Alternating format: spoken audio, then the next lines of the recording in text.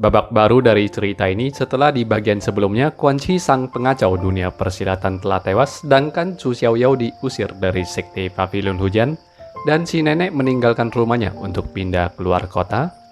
Kala itu di tengah berlangsungnya musim bunga plum, Lei Chun bersama pelayannya pergi ke sebuah toko untuk membeli manisan buah plum di sana, tetapi jenis plum yang disukai oleh nonanya telah diborong habis oleh seseorang, kata pemilik toko kepada pelayan Lei Chun yang protes akan hal itu.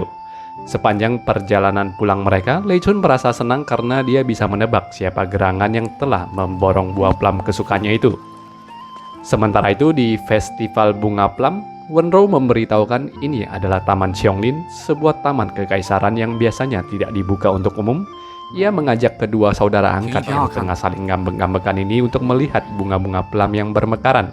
Situasi awkward antara Pai Choufei dan Wang Xiaoze yang bermusuhan membuat Wenrou hanya bisa kesal dengan kelakuan mereka yang seperti anak kecil. Setibanya di rumah, Lei Chun mendapati begitu banyaknya buah plum yang telah diantarkan oleh seseorang. Tentunya dia tahu Su Mengchen lah yang telah mengantarkan semua plum kesukaannya itu. Di kediaman Pavilion Hujan, penasihat yang usia yang orangnya suka iseng ini menghampiri dengan terburu-buru dan terlihat panik seakan-akan ada sebuah hal gawat yang sedang terjadi. Su Mengchen diajaknya ke depan untuk melihat banyak sekali bunga-bunga pohon plum yang bermekaran, dan dia memberikan sepucuk surat yang dikirimkan oleh Lei Chun. Surat itu berisikan kerinduan dan sentimental Lei Chun kepadanya. Lei Chun berharap bunga-bunga plum ini bisa mengingatkan mereka dengan momen pertama kalinya mereka bertemu. Fang Yingkan di tempat lainnya kembali menemui Yan Xian yang lagi-lagi tidak memberikan izin untuk menemui ayah angkatnya. Dia hanya bisa menitipkan sebuah hadiah kaligrafi yang dibawanya di kala itu. Di Taman Xiongling, Wang Xiaoze melihat sebuah pameran kaligrafi. Orang-orang yang berkumpul di sana mengatakan betapa jeleknya karya tulisan kaligrafi itu. Namun sebaliknya Wang Xiaoze memuji karya tersebut sehingga penulis karya itu pun mengujinya ingin mengetahui apakah pujian Wang Xiaoze itu tulus adanya atau hanya sekedar ucapan menjilat. Wang Xiaoze pun menjelaskan di balik tulisan jelek ini dia melihat ada goresan-goresan yang indah di baliknya. Sang pembuat kaligrafi itu kita sebut saja sebagai si penulis. Si penulis pun merasa puas dengan apresiasi Wang Xiaoze itu. Dia akhirnya tahu Wang Xiaoze adalah orang yang mengerti akan karya dan bukan sembarangan memuji. Dia pun meminta agar Wang Xiaoze menuliskan sebuah tulisan untuknya. Setelah Wang Xiaoze melakukannya, si penulis mengucapkan terima kasihnya sambil memuji tulisan yang rapi dan cakep itu, mengatakan dia akan menggantung tulisan itu di kediamannya. Ketika si penulis itu cabut dari sana, para pengawalnya membuka jalan untuknya dan dengan tanpa sengaja salah satu pengawal itu malah menginjak sepatu Pai Choufei yang menjadi tersinggung karenanya. Si penulis lalu maju mewakili pengawalnya ini untuk meminta maaf kepada Pai Choufei. Tiba di kediamannya, si penulis meminta Yan Xian untuk menggantung kaligrafi dari Wang Xiaoze ini, lalu tetua Yan Xian pun memberikan hadiah dari Fang Yingkan. Sampai di sini kita bisa berasumsi si penulis ini adalah Fang Keyin, ayah angkat dari Fang Yingkan jika Fang Yingkan tidak berbohong atas ceritanya kepada trio bersaudara sebelumnya. Masalahnya Fang Yingkan ini adalah orang dengan 1000 wajah sejak kemunculannya itu. Dia yang kali ini secara tidak sengaja bertemu dengan Wenrou di festival plum ini. Sikapnya berbeda dengan sikap-sikap menggodanya yang sebelumnya. Jelas orang ini bukanlah orang simpel dan sangat ahli dalam mengenakan topeng keberpura-puraannya. Fang Yingkan menceritakan hidupnya yang menyedihkan. Dia bahkan mengatakan hidupnya ini lebih buruk daripada seorang boneka. Dia hanya bertahan hidup untuk menyenangkan orang-orang di sekitarnya, dan ucapannya ini menarik simpati dari Wenrou terhadapnya.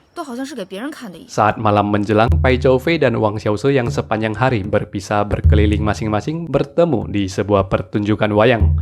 Kala itu Wenrou yang melihat keduanya itu lalu mengambil alih permainan wayang tersebut. Tak disangka dia sangat mahir memainkan pagelaran tersebut sehingga membuat para penonton bertepuk tangan bersorak-sorai. Walau sebenarnya pagelaran wayang yang dia mainkan itu adalah untuk menyindir kelakuan Pai Choufei dan Wang Xiaoze yang masih bermusuhan seperti layaknya anak kecil. Berkat pertunjukannya itu akhirnya pun mengangkat ganjalan hati di antara kedua saudara ini. Setelah selesai memainkan wayang itu, dia malah menemukan Wang Xiaoze dan Pai Choufei yang tidak ada di sana, mengira mereka masih belum berbaikan. Namun keduanya kemudian menyusulnya dan menghiburnya di sebuah rumah makan. Masing-masing dari mereka memberikan hadiah kepada Wenrou yang begitu perhatian terhadap hubungan mereka. Wang Xiaoze dan Pai Choufei akhirnya pun berbaikan kembali. Setelah hari festival itu, Pai Chou-fei mendapati juragan lukisan yang mencarinya. Juragan itu memberikan sejumlah uang atas semua lukisan Pai Chou-fei yang telah laku. Juga ia menitipkan sepucuk surat dari si pembeli yang membeli lukisan Pai Chou-fei. Setelah melihat surat itu, Pai Chou-fei baru tahu kalau Lei Chunla adalah orang yang telah membeli lukisannya selama ini. Surat itu dia perlihatkan kepada Wang Xiaoze. Di sana tertulis nama Tian Chun, nama samaran dari Lei Chun. Isi surat itu hanya memberikan semangat kepada si pelukis. Tapi tentunya Pai Chou-fei sangat senang akan hal tersebut. Dia pun mengakui kepada adiknya kalau dia sudah sedari awal telah jatuh hati kepada Lei Chun dan dia akan menggunakan kesempatan ini untuk mengungkapkan perasaannya, di mana Wang Xiaoze tentunya sangat berbahagia dan juga mendukung rencana kakaknya ini. Lei Chun sendiri kala itu tengah menghidangkan teh untuk ayahnya. Lei Chun yang sangat perhatian pada putrinya itu memberikan saran padanya. Menurutnya lebih baik putrinya itu menjalin hubungan dengan Pai Chou-fei ketimbang menjalin hubungan dengan Su Mengchen. Alasan Lei Chun menyarankan hal ini tentunya sangat jelas. Secara alami, Su Mengchen adalah musuh utamanya. Dan bila mau dilihat sepositif apapun, hubungan antara Su Mengchen dan putrinya ini pastinya akan sulit berhasil. Itu sebabnya juga pertunangan antara Su Mengchen dengan Lei Chun telah dibatalkan bertahun-tahun yang lalu. Sebaliknya, Lei Chun merasa Pai Chou-fei adalah pemuda yang pintar saat ia berhadapan dengan Pai Chou-fei yang mengkambing hitamkannya di tempo hari. Usai itu, Lei Chun pun membuat perjanjian temu dengan Wen Rou. Saat ketemu, meskipun tidak tahu kalau kakak yang sudah bagaikan teman dekatnya ini adalah Lei Chun, Wen Rou tentunya tahu nama besar Lei Chun sebagai Tuan Putri Liu Fenpan yang pernah melakukan pertunangan dengan kakak seperguruannya Su Mengchen. Setelah mempelajari Tian Chun ternyata adalah Lei Chun, Wen Rou dimintai tolong. Lei Chun mengatakan dia tahu kalau Pai Chou-fei telah menaruh hati padanya, namun seperti yang Wen Rou ketahui kalau dirinya telah memberikan hatinya kepada Su Mengchen selama ini, maka itu Wen Rou dimintai tolong untuk memberitahu Pai Chou-fei akan soal ini supaya Pai Chou-fei tidak memupuk harapan yang sia-sia kepadanya. Atas hal itu, Wen Rou pun meminta tolong kepada Wang Xiaoze, namun kekasih hatinya ini rupanya juga sudah tahu dari Pai Chou-fei bahwa identitas asli dari Tian Chun adalah Lei Chun. Wang Xiaoze memberitahukan hari ini kakak angkat sudah membuat janji temu dengan Lei Chun untuk mengungkapkan perasaannya. Di tempat lain, benar saja Lei Chun telah diundang ke sebuah rumah teh. Lei Chun menerima undangan itu atas nama dari Pai Youjin, di mana Lei Chun tidak tahu kalau Pai Youjin adalah nama samaran yang digunakan oleh Pai Chou-fei saat membuat lukisan. Dia taunya Pai Youjin adalah pelukis yang karya-karyanya itu dia belikan untuk Su Mengchen. Jadi alih-alih bertemu dengan pelukis yang mengundangnya, Lei Chun malah melihat Pai Chou-fei yang tengah memainkan suling di luar sana. Dia menghampirinya, menyapanya, dan bercakap-cakap sebentar hingga Pai Chou-fei menggunakan kesempatan itu untuk melukis lukisan Lei Chun. Dan Pai Chou-fei pun menuliskan nama Pai Youjin di lukisan itu. Akhirnya Lei Chun pun menyadari sang pelukis yang dia beli karyanya selama ini adalah Pai Chou-fei yang kemudian mengungkapkan perasaan hatinya di saat itu pula. Alih-alih mendapatkan penerimaan atas cintanya yang tulus itu, Pai Chou-fei malah dikecewakan. Lei Chun mengatakan sejak umur 10 tahun dia telah memberikan hatinya kepada seorang lelaki yang muncul di toko penjual buah pelang. Setelahnya Pai Chou-fei pergi ke toko yang dimaksud bertanya kepada pedagang toko itu soal Lei Chun. Si bapak yang telah berjualan 40 tahun di sana tentunya tahu soal kejadian 13 tahun lalu yang ditanyakan oleh Pai Chou-fei ini. Kala itu Su Zemu, ayah dari Su Mengchen, bertemu dengan Lei Chun yang membawa putrinya ke pertemuan tersebut. Ketua Liu Fenpan itu menyarankan agar putrinya Lei Chun dinikahkan saja dengan putra Su Zemu, di mana ini adalah sebuah kesempatan untuk menciptakan aliansi antara Pavilion Hujan dengan Liu Fenpan, sehingga mereka tidak harus bersaing dan saling menghunuskan senjata dalam berbagai kesempatan. Su Zemu tidak menolak tawaran itu, namun dia mengatakan pernikahan putranya itu bukanlah sesuatu yang bisa dia paksakan. Sementara kedua ketua ini bernegosiasi, perhatian Lei Chun teralihkan ke seorang pemuda berbaju merah yang tengah batuk-batuk di seberang jalan. Lei Chun lalu turun dari sana dan menghampiri Su Mengchen yang bertukar senyuman dengannya. Lei Chun membelikan manisan buah plum dari toko yang ada di hadapan mereka. Dia mengatakan plum ini bisa membantu meredakan batuknya yang terlihat sangat parah itu. Kemudian sekumpulan preman dari persekutuan Mithian yang dikala itu masih dipimpin oleh Quan Chi datang dan mengganggu mereka. Alih-alih bertarung dengan mereka, Su Mengchen memberikan pedangnya dan membiarkan dirinya untuk ditangkap mereka. Dia meminta Lei Chun untuk menunggunya di sana. Namun gadis kecil itu mengintip ke dalam gang melihat dengan kepalanya sendiri Su Mengchen yang menghabisi semua orang-orang itu. Su Mengchen yang kembali menutup matanya lalu menggendongnya kembali ke depan toko. Su Mengchen mengatakan dia tidak ingin Lei Chun melihat darah, dan sejak saat itu selain memberikan julukan Mengchen si pedang sabit merah, Lei Chun juga telah memberikan seluruh hatinya kepada Su Mengchen, dan rasa buah manisan plum yang sangat dia suka itu adalah rasa dari cinta pertamanya. Pai Choufei yang sulit menerima kenyataan itu kembali ke pavilion hujan. Ia memasuki ruangan kakak pertama dan menemukan lukisan-lukisannya yang tergantung di sana. Saat Su Mengchen menyapanya, Pai Choufei memberikan balasan yang cukup dingin dan membuat ketua pavilion hujan itu terheran-heran. Pada akhirnya, Pai Choufei dihibur oleh Wang Xiaoze dan juga Wen Rou. Meski bersimpati atas patah hati kakaknya, Xiaoze mengatakan kalau masalah hati memanglah tidak bisa dipaksakan, di mana dia mendukung agar kakaknya ini menyerah atas cintanya yang bertepuk sebelah tangan. Sebaliknya, Wen Rou yang bermaksud untuk menghibur malah memberikan Pai Choufei semangat sehingga timbullah seberkas harapan dalam diri Pai Choufei. Sementara itu, Fang Yingkan diundang oleh Lei Sun ke gerbang Poban. Di sana Lei Sun memperingatinya dengan sangat keras bahwasannya kenyataan Quan Chi yang dikurung di sumur hanya diketahui oleh dirinya dan Fang Yingkan. Makanya Lei Sun tahu kalau Fang Yingkan adalah satu-satunya dalang yang telah membebaskan Quan Chi sebelumnya. Alasan Fang Yingkan membebaskan Quan Chi adalah agar Quan Chi membunuh salah satu dari dirinya maupun Fu Zhongsu. Fang Yingkan ini ternyata adalah bagian dari grup Yao Qiao. Jadinya grup Yao Qiao ini hanya memiliki sejumlah kursi terbatas untuk para petingginya. Selama Lei Sun dan Fu Zhongsu masih menjabat sebagai petinggi grup itu, maka tidak ada kesempatan bagi Fang Yingkan untuk naik jabatan, sehingga Quan Chi yang dilepaskannya diharapkannya bisa membunuh Lei Sun maupun Fu Zhongsu. Lei Sun mengancam agar Fang Yingkan tidak melakukan trik kotor seperti ini lagi. Menurutnya kala itu Fang Yingkan sendirilah yang telah menyia-nyiakan kesempatan dengan tidak datang ke gerbang Poban untuk membunuh Su Mengchen di masa lalu.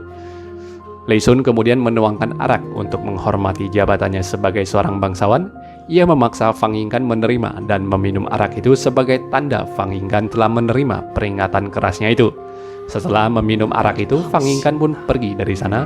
Dari atas, Ti Feiqing mengatakan kepada ayahnya bahwa Fang Yingkan ini bukanlah orang biasa karena ilmu bela diri Fang Yingkan yang sangat tinggi tetapi selalu berpura-pura menjadi orang lemah.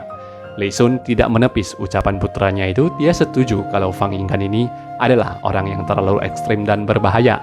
Dan untuk orang yang sampai bisa dipandang ekstrim dan berbahaya oleh Lei Sun ini, tentulah bukanlah orang yang bisa diremehkan. Ti Feiqing kemudian melaporkan orang-orang pavilion hujan belakangan ini tampaknya tengah mencari sesuatu di ibu kota. Ketua Liu Fenpan itu menebak kalau yang Su Mengchen cari pastilah adalah pabrik senjata mereka. Ia menduga sebelum Quan Chi mati, Quan Chi pasti telah membocorkan rahasia tersebut. Ti Feiqing lalu diminta untuk segera menyambut Lei Mei yang akan segera pulang dalam misi merekrut 5 pendekar sekte Pili. Ti Feiqing yang kesana akhirnya pun bisa menguji sendiri kemampuan 5 pendekar yang direkrut oleh Lei Mei ini. Lei Mei yang menemui Lei Sun akhirnya pun menagih soal janji bahwa dia yang akan diberikan tugas untuk mengurus bisnis senjata api mereka. Sekarang dia telah berhasil merekrut 5 pendekar tersebut dan dia pun menagih janji sang ketua yang tampaknya enggan untuk memberikan jawaban. Di toko Tanyo, Su Mengchen dan Lei Chun akhirnya bertemu kembali. Melihat kekasihnya yang batuk-batukan di sepanjang pertemuan itu malah membuat Lei Chun cemas. Namun dia menyimpan harapan di balik semua itu.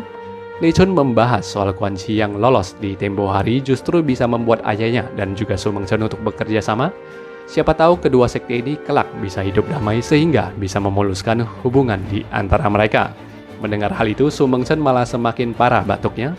Dia tahu kalau tak lama lagi setelah dia menemukan pabrik senjata api, maka pertikaiannya dengan ayah Lei Chun akan kembali meruncing. Su Mengchen hanya bisa memeluknya dan menyembunyikan semua kegalauan hatinya itu. Pai Choufei sementara itu membawa semua lukisan yang telah dia lukis dulu untuk dihadiahkan kepada juragan lukisan. Dia mengatakan kelak mungkin dia tidak akan pernah melukis lagi. Si juragan menerima hadiah itu dan memberikan sekantong uangnya sebagai ucapan terima kasih. Saat Pai Choufei keluar dari sana, dia bertemu dengan Fang Yingkan yang dikejar oleh sekelompok preman. Preman itu mengatakan Fang Yingkan telah berhutang sejumlah uang kepada mereka dan Pai Choufei memberikan uang yang dia dapat dari juragan lukisan. Keduanya lalu pergi untuk minum. Pai Choufei meminta Fang Yingkan untuk berterus terang saja karena dia tahu kalau Fang Yingkan yang barusan hanya bersandiwara, seolah-olah mereka bertemu secara tidak sengaja. Fang Yingkan yang tertangkap basah kemudian pun memberikannya secari kertas yang berisikan alamat. Itu adalah alamat dari pabrik senjata api yang dicari oleh Sekte Pavilion Hujan belakangan ini. Tanpa berterima kasih, Pai Choufei malah mempertanyakan motif Fang Yingkan yang memberikan alamat tersebut. Dia bertanya kenapa Fang Yingkan justru tidak memberikan alamatnya itu langsung kepada kakaknya Su Mengchen. Di momen itulah Fang Yingkan malah memprovokasi balik Pai Choufei. Dia mengatakan Su Mengchen sejak awal tidak pernah percaya kepadanya, justru dia dan Pai Choufei memiliki banyak kesamaan karena mereka berdua hanyalah orang suruhan yang mengikuti perintah, di mana dengan alamat ini, maka Pai Choufei bisa menggunakan kesempatan tersebut untuk menorehkan prestasi. Sementara itu, Wang Xiaoze seorang diri tengah melukis dan menghiasi lentera di rumah nenek yang sekarang dia jadikan sebagai tempat tongkrongannya. Dia mengingat Wenrou yang menyukai lentera dan berniat untuk memberikannya kejutan dengan semua lentera yang ia hiasi ini di hari ulang tahun Wenrou nantinya. Lalu dia pun pergi ke pedagang lentera untuk membeli kertas lentera. Tak sengaja dia malah bertemu dengan Xiao Shuang di sana. Dia pun mengikuti Xiao Shuang yang ternyata membeli lentera untuk menyembayangi ayahnya. Xiao Shuang mengatakan dia mungkin merasa malu dengan tindak tanduk dan reputasi kejahatan ayahnya. Namun bagaimanapun juga dia haruslah berbakti kepada orang tuanya. Wang Xiaoze memberinya semangat memuji tindakan Xiao Shuang yang sudah tepat itu. Lewat percakapan itu, Wang Xiaoze secara tak sengaja mendapatkan petunjuk sebuah tempat yang dia duga sebagai tempat memproduksi senjata api. Lei Sun yang kala itu ingin berangkat ke sebuah tempat, malah dikejutkan oleh Lei Mei yang telah menunggunya di dalam kereta. Lei Mei menebak dengan benar kalau sang ketua ingin pergi memantau pabrik senjata api, dan dengan jasanya sebelumnya dia pun sedikit memaksa dan merayu untuk ikutan ke sana. Wang Xiaoze sementara itu meneruskan penyelidikannya dari petunjuk itu. Ia bertanya kepada seorang bos warung yang memberitahukan toko beras di dekat sini adalah penyuplai bahan pangan terbesar di kota ini, di mana toko beras yang dimaksud ini tentunya dicurigainya sebagai tempat memproduksi senjata api. Di toko beras yang tak jauh dari sana, terlihat Lei Chong sedang mengorganisir para pekerja untuk mendistribusikan senjata api mereka. Sementara itu, Lei Sun yang membawa Lei Mei hanya mengawasi proses itu dari balik kereta kuda mereka. Di tempat lain, Pai Choufei yang sebelumnya oleh Yang Wuxie pernah diberikan plakat untuk mengerahkan prajurit Pavilion Hujan, tengah memberikan instruksi untuk melakukan operasi rahasia dalam menggerebek pabrik senjata api. Bagaimana hasilnya nanti? Kita akan lanjutkan pada rekap berikutnya, teman-teman. Like video ini kalau teman-teman suka. Terima kasih sudah menonton video ini sampai selesai. Bye-bye.